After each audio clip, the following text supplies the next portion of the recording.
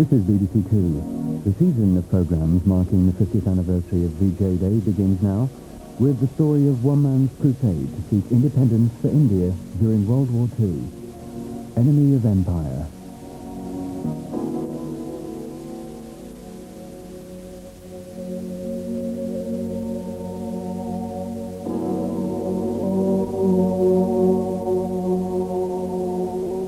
February 1942, General Yamashita lines the road with defeated British troops as he drives to take the surrender of Singapore from General Percival.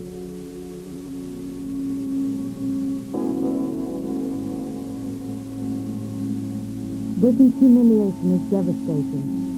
90,000 men are taken prisoner.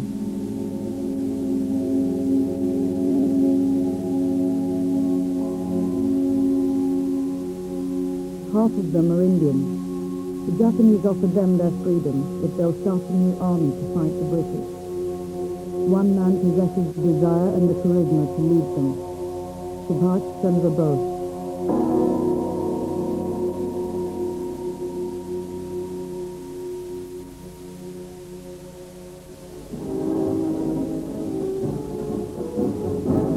The year after the British collapse, Bose set center stage with the Japanese Premier, General Tojo, as they reviewed a parade of some 16,000 Indian troops. I am confident that with the help of my countrymen in East Asia, I shall be able to organize such a gigantic force as will be able to sweep away the British power from India in conjunction with those who have already been fighting at home. Our has struck, and every patriotic Indian must advance towards the field of battle. Only when the blood of freedom-loving Indians begins to flow will India attain her freedom. Inqilab Zindabad. Those warriors were very short, only about 3 years of my entire life. As yet, they have affected me more than anything else ever has or ever will be. And I feel that our country would have been a different country if Subhash Chandra Bose had come back and had a say in the future of free and independent India. When Subhash Chandra Bose was born in 1897, Queen Victoria reigned as the Empress of India. India was her prized possession, and Calcutta was its capital. The Bose family had moved to the city from a provincial town while Subhash was still a child. His father was from a poor family, but he had married well and had prospered as a lawyer. Subhash was one of 14 children. His father's success meant they had a secure start in life at a time when Britain's rule in India was at its high tide.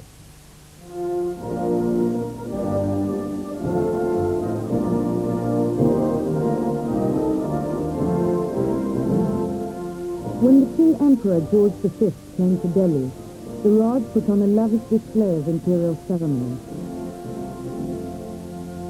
Behind all this pomp lay an edifice of imperial government, the Indian civil service, the court, and the provincial assemblies. These institutions offered opportunities for educated men, and Subhash followed his brother to university in Calcutta. In 1916, a professor at Presidency College was thought by some of the students, including Subhash Bose, to have insulted Indians and said that the British were civilizing the Indians in the same way that the Romans had civilized barbarians. And some of these well-educated young men, bright, widely read, didn't take kindly to that. And several of the students attacked Professor Oaten. And Subhash Bose, whether he had actually hit him or not, was involved and was thrown out of Presidency College. It was his first taste of trouble. He eventually took his degree at another college, but an army cadet training camp was to make a more lasting impression on him. He discovered that Indians in uniform were treated with more respect by the British.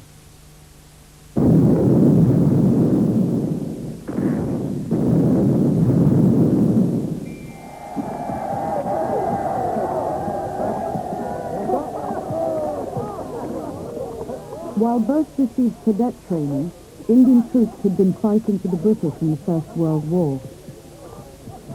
In India, Mahatma Gandhi had emerged as the leader of the nationalist movement, spearheaded by the Indian National Congress.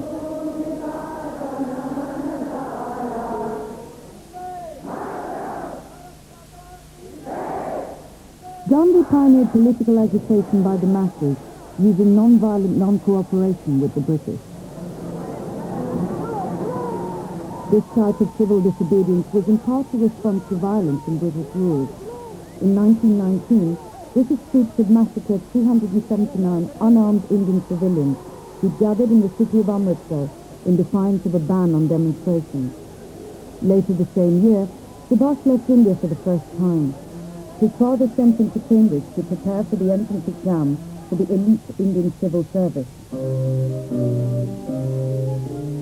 Cambridge revealed a different world to Bose. He wrote home, Nothing makes me happier than to be served by whites and to watch them clean my shoes. Students here have status, and the way professors treat them is different. One can see here how man should treat his fellow man. Bose's exam result was outstanding. It was a turning point in his life. It was also the start of his political career. He decided to dedicate himself to the nationalist cause against the British Raj. He worked for the Indian National Congress, and by the end of the year, the young graduate had been jailed for his Congress activities. His father wrote to say that they were proud of Subhash. That one episode of jail going changed the entire, family attitude. And my grandmother, his mother, wrote to say that she was not surprised, and she believed that freedom can come only through service and sacrifice. Indian nationalists were constantly being jailed by the British for their political activities, and Bose was no exception. Prison punctuated his life 11 times from 1921 to 1941.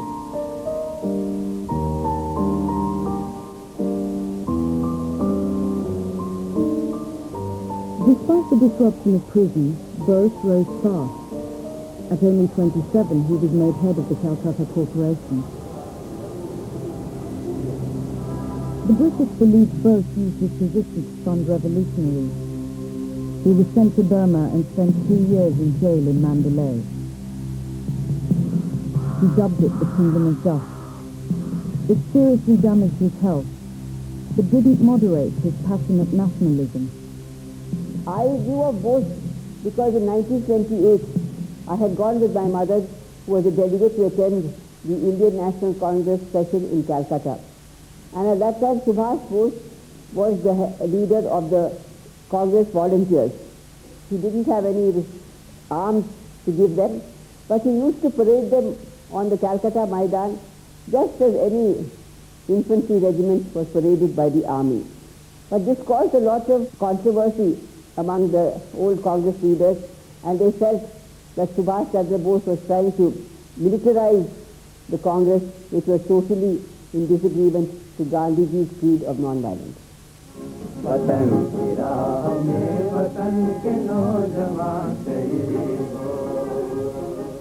Gandhi's non-violence was a break with the tradition of terrorism in India, though there had been no big uprising since the Indian Mutiny in 1857.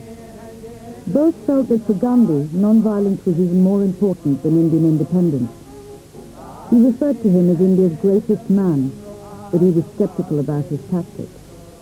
He said, Gandhi does not tell us how to reach the goal. In other words, he may tell you to march in the street, but what if you don't achieve anything through that? Then what? Bose was the first to propose that Congress should stop asking the British for more jobs within the Raj and instead demand immediate independence. His radicalism won him support on the left of Congress, but repeated periods in prison left him a sick man. In 1933, he was released from jail on condition he left India and went to Europe for treatment. But he remained a political figure to reckon with. Despite his differences with Gandhi and an absence of over 3 years, Gandhi felt Bose should be president of the Congress in 1938. The British left in return. At 41, Bose had become the youngest president. It was the highest position for any Indian nationalist. Our struggle is no doubt a non-violent struggle. But even a non-violent struggle demands an army, an organization, and a machinery. Subhash Chandra Bose's greatest appeal was his sincerity and his fearlessness. And he had a great deal of charisma also about him. He was very emotional, but he tried to overcome these feelings which he thought were probably feelings of weakness in his determination to do whatever he could to achieve the independence of India. But Bose wanted a second year as president. This was too much for Gandhi. Nehru had held the position for 2 years, but only one was normal. Bose broke with Congress tradition and took it to a vote. He won, but he knew he couldn't run the Congress without Gandhi, and the old man was in no mood to cooperate. Bose resigned. It was a parting of the ways.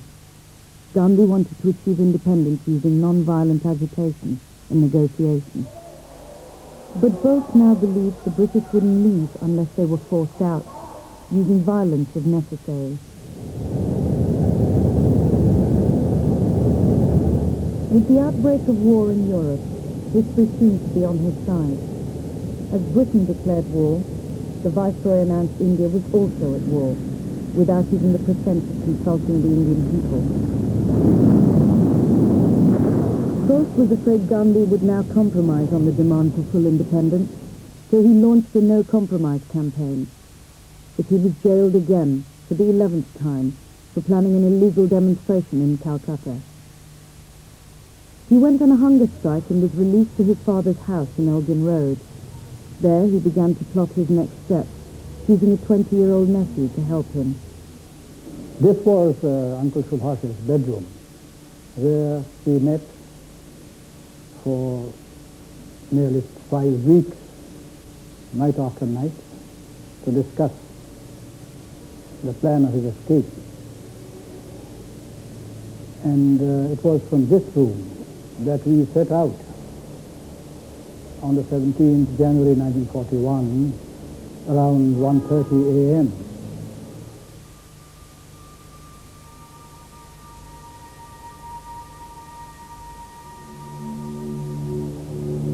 I drove him in my car. After a nice drive, I took him to Gomo, a railhead in Bihar.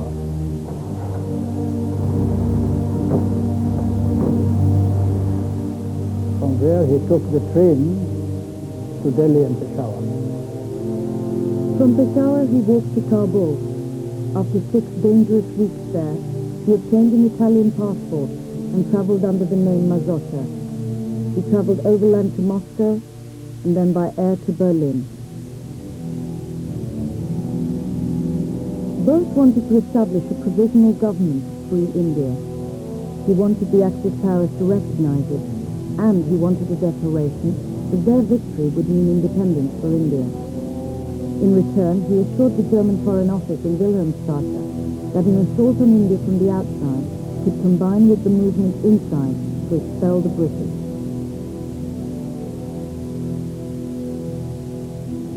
When Bose arrived in Berlin, Rommel had the whip hand in North Africa.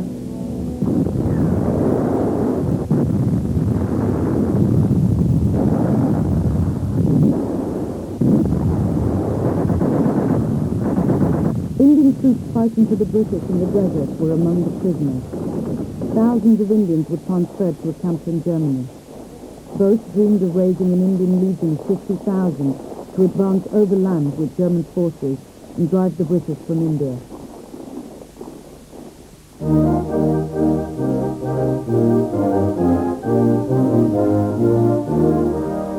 The Legion had a symbol, an anthem, and swore an oath of allegiance to Bose and Hitler.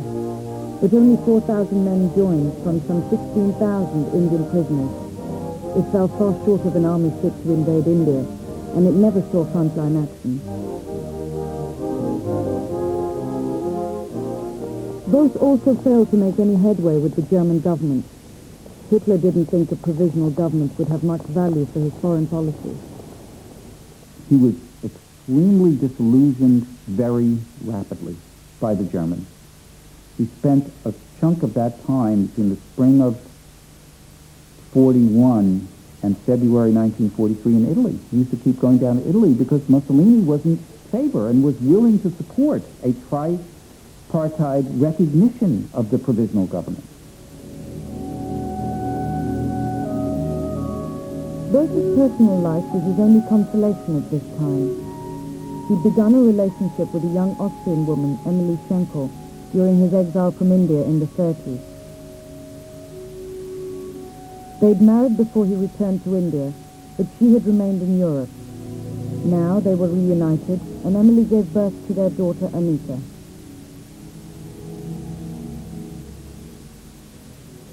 Weiterzuführen, zu bekräftigen.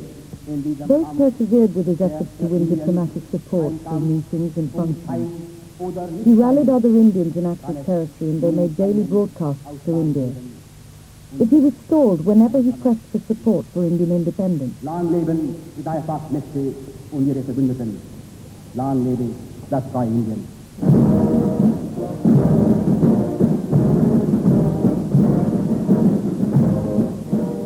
Both never had any sympathy for Nazism.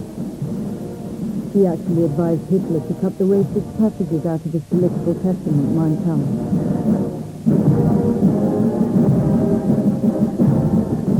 Hitler had no sympathy for Indian nationalism. He told Bose that India needed another 150 years of British rule. He wouldn't even meet Bose for over a year after his arrival in Berlin.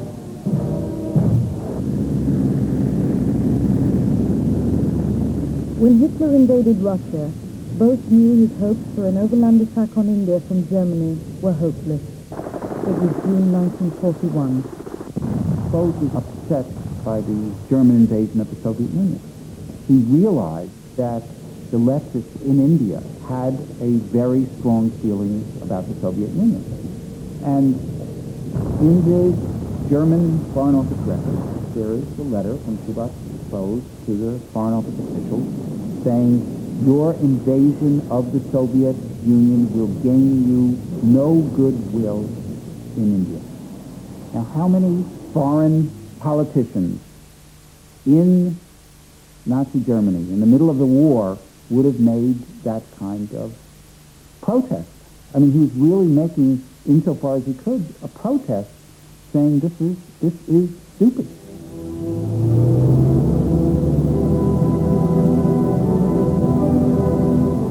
Japan's unprovoked attack on the American fleet in Pearl Harbor completely altered the balance of the war.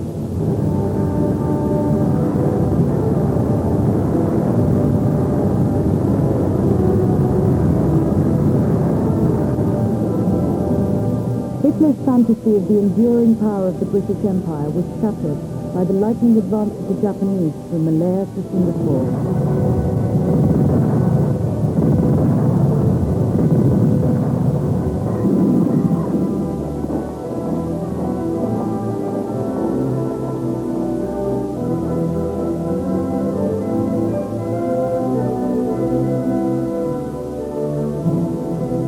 One young captain in the British forces was Gulbaksh Singh Dhillon.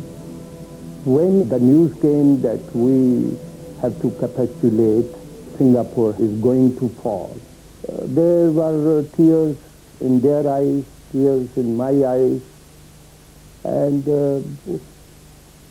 I think the sorrow was common.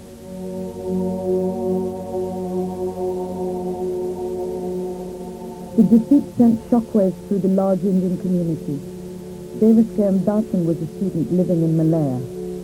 We felt as if the empire had collapsed, the withdrawal of the British and the occupation of the Japanese. It was so rapid. When the Japanese came in, we didn't know what to expect of them. The way they treated some of the Chinese, the slaughtering and all those stories when we came in. A fear set in. There was a total fear of the Japanese. The British defeat in Malaysia, we felt, was definitely a turning point as far as India's independence was concerned, because the might of the British Empire had been broken there, and that this was definitely an advantage for India as far as our independence movement was concerned.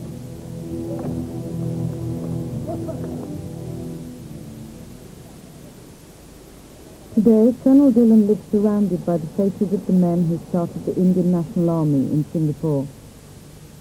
The Japanese assigned Major Fujiwara from the Imperial Defense Staff to contact Indian nationalists. Ras Bihari Bose, no relation of Subhas, was a revolutionary who had taken refuge in Tokyo during the First War and had married there. He and other nationalists living in Bangkok formed the Indian Independence League. They recruited a Sikh captain who had been captured by the Japanese.